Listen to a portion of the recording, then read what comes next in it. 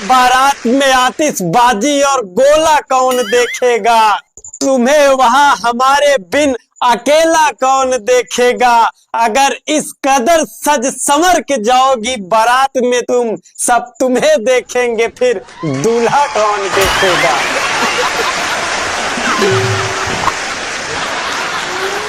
नमस्कार, प्रणाम। मैं मजाकिया सक्री आप लोगों का हार्दिक स्वागत एवं अभिनंदन करता हूं।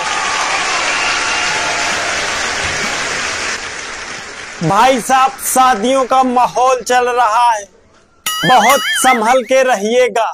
मैं सच बता रहा हूं, नहीं बारात में भी जाओगे तो वहां पसंद कर लिए जाओगे।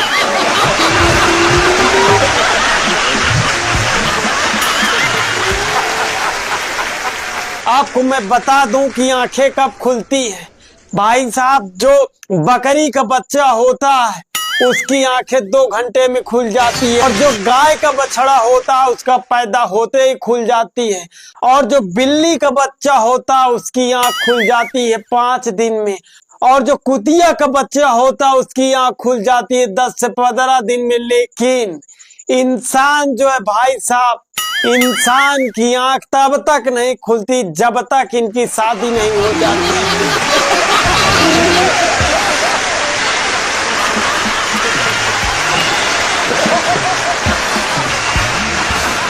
अच्छा, शादी से याद आया कि पूरे संसार का पति अपने पत्नी के किचकिच से परेशान है, लेकिन मजाल है कि कोई भी लड़का किसी गूंगी लड़की से शादी कर ले।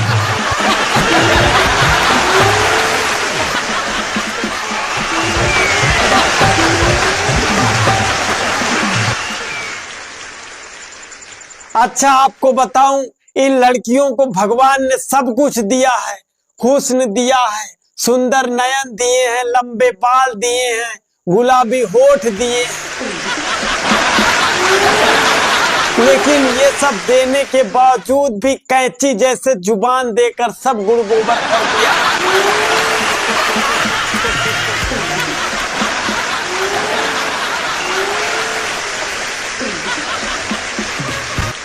अच्छा, ये खूबसूरत तो बहुत होती है, लेकिन इन्हीं जुबान की वजह से अपने खूबसूरती पर घमंड करके आए दिन कहती रहती है कि शराब बंद करो, शराब बंद करो, शराब बंद करो। अब बताओ काहे बंद करें?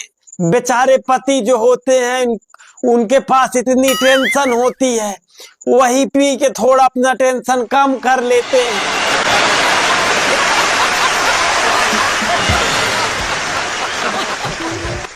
तो ये लोग धरने पे बैठ जाती है, शराब बंद करो। मैं कह रहा हूं मैडम जी, जिस दिन ये पुरुष समाज जाग गया और धरने पे बैठ गया कि मेकअप बंद करो, मेकअप बंद करो, मेकअप बंद करो, कसम से कह रहा हूं कि मुंह दिखाने लायक नहीं बचोगी कहीं।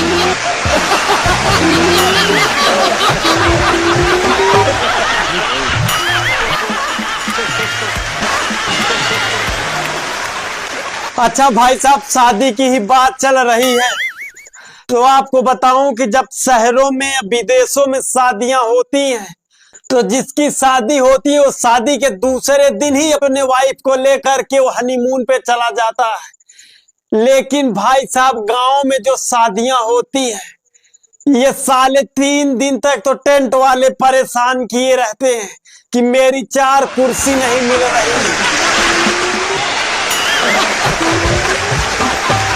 मेरा 7 चम्मच नहीं मिल रहा है, मेरी 2 बाल्टी गायब हो गई है, 1 भगोला कम धुले थे उसमें जूठ लगा हुआ है, मेरे बेटर को तुम्हारे रिश्तेदार डांट दिए थे। मतलब यही सब चोचला चलता रहता।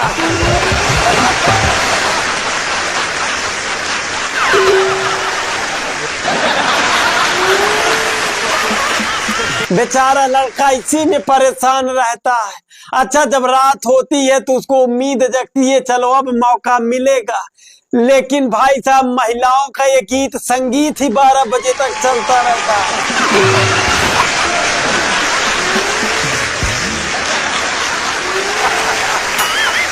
अच्छा, शादी की बात हो और फूफा की बात ना हो तो समझ लीजिए कि शादी अधूरी है।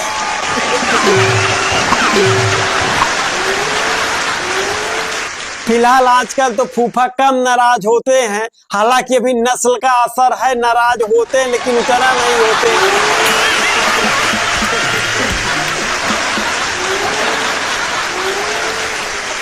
भाई साहब मैं एक फूफा की बात बताऊं, गए थे बारात। अब वो बारात गए तो उनको शाम को खाना खाने के लिए ढूंढा जा रहा है। पूरे जनमास में ढूंढा गया, इधर उधर जितने लड़के थे सबने ढूंढा उनको, उनका कहीं पता नहीं चला। अच्छा, बारात में एक वरण की व्यवस्था होती है, जो ब्राह्मण होते हैं उनको दक्षिणा दिया जाता है, इसमें वरण किया जाता है। अब फूफा जी को ढूंढा जा रहा है इसके लिए। फूफा जी कहीं मिल ही नहीं रहे, पता नहीं कहाँ गायब हो गए फूफा जी। अब फूफा जी बेचारे सुबह मिले, जब सुबह मिले तो पता चला कि फूफा जी नाराज हैं। अब सभी ने पूछा कि भाई फूफा जी क्या हो गया, क्यों नाराज हैं? तो फूफा जी ने बताया कि आप लोगों ने मेरा वरण नहीं कराया।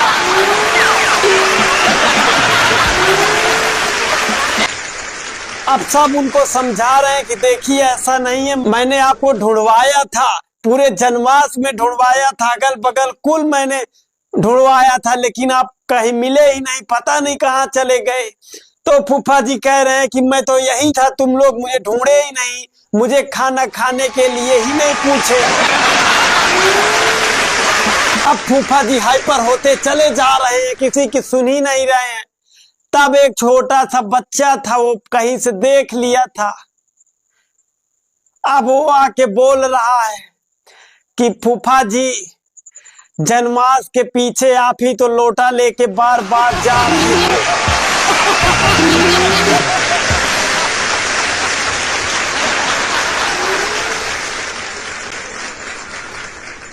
तब तक घराती का एक व्यक्ति आ गया और संयोग से रसगुल्ला के काउंटर पे वही बैठा था।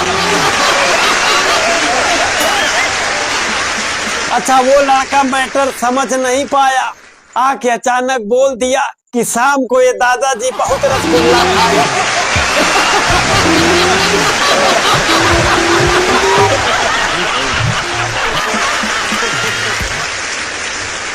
मतलब फूफा जी इसलिए नाराज है कि मुझको खाने के लिए कोई नहीं पूछा, और वो लड़का कह रहा है कि दादाजी बहुत रसगुल्ला खाए।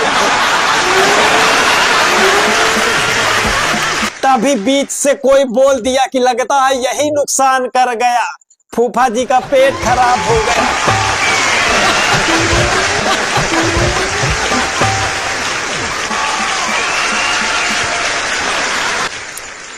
मतलब फूफा जी की चाहे खुद ही गलती हो, बारात में इनको नाराज होना है। अगर फूफा जी नाराज नहीं हुए तो समझ लीजिए कि बारात अधूरी है।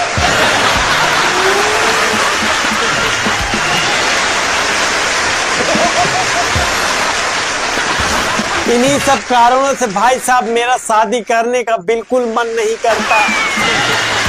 अच्छा, बहुत पहले एक लड़की से मैं भी प्यार करता था, बहुत ज्यादा वाला प्यार करता था।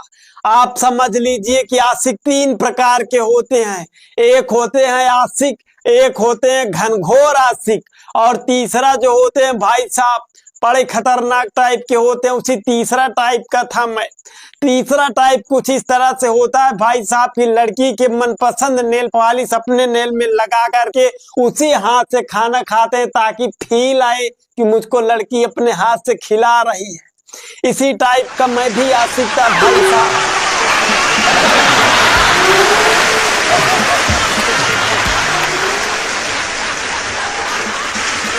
अच्छा, इतना प्यार करने के बाद मैं ये सोचता था कि ये लड़की मेरे लिए सब कुछ छोड़ सकती है, लेकिन मुझे ये कहाँ पता था कि ये छोड़ने की शुरुआत मुझसे ही करेगी। सबसे पहले उसने मुझे ही छोड़ा।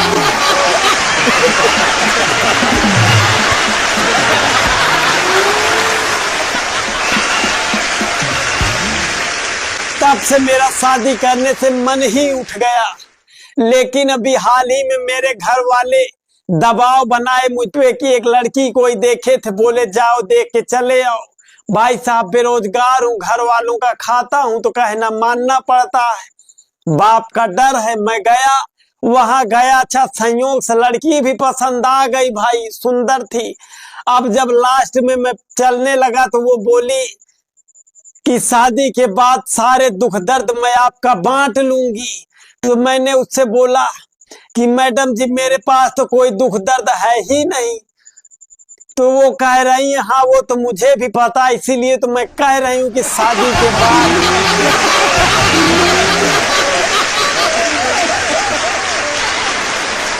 अच्छा भाई साहब, आजकल के लोग बहुत ज्यादा शक करते हैं एक दूसरे के ऊपर, लड़की लड़के के ऊपर, लड़का लड़की के ऊपर। फिलहाल मैं तो नहीं करता हूँ, और मैं इसलिए नहीं करता हूँ कि कहां तक शक करूंगा भाई, क्योंकि अब फोन पे और गूगल पे में भी चैटिंग का ऑप्शन आ गया।